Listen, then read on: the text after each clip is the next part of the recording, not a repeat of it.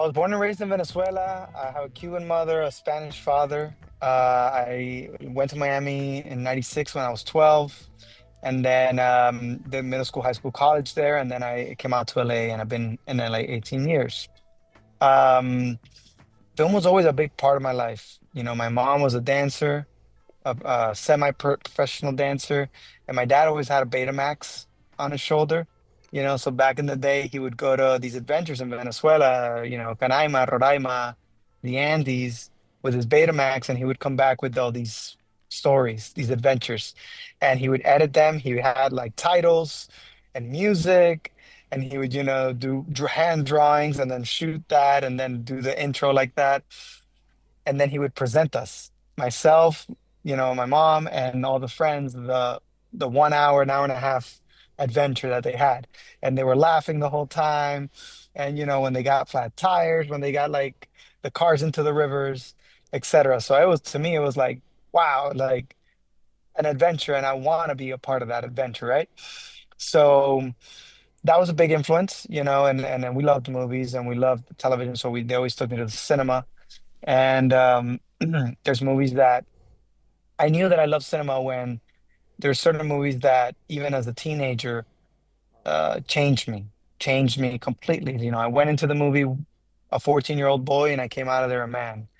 And and then throughout my life in certain moments there has been movies that have changed me and have spoken to me in so many different ways. And from very early on age, I took it upon I would borrow, my dad's high 8 video camera, and then I would go shoot, stuff with friends. And whenever a teacher had like a PowerPoint presentation that we needed to do for whatever, for Seville, for Spain, tell us everything about Sevilla. And I would be like, hey, can I shoot a movie instead of a PowerPoint presentation? And then they said, what? Yeah, yeah, I got the script, like we were, the whole group were on a cruise ship, and then it hits some rocks, and then we had to jump out of the cruise ship, and then we landed in the shores of Sevilla, sorry, not Sevilla, Valencia, Spain, and then we had to go into the culture, learn about the architecture, the agriculture, the food, the arts, the political landscape of that place, and then we're recording this whole adventure. So we would do production design, do sets.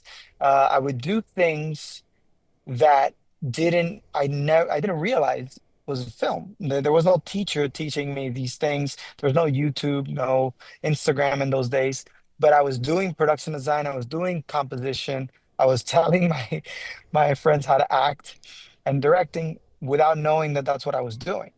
So that's it was always ingrained in me in that way. And then when I came out to LA, my first job, well, my second job, my first job was really washing dishes, just to to keep the make money, enough money for rent.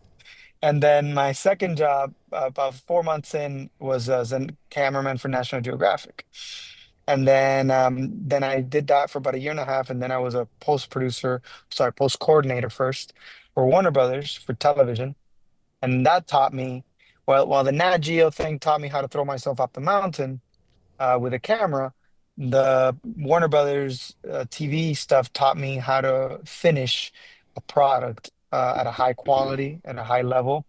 And and then I started directing music videos, then commercials, and then I started doing narrative, diving into the world of narrative, which is what I always wanted to do.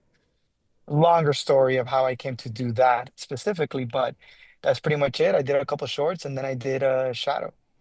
I love hearing the stories of filmmakers.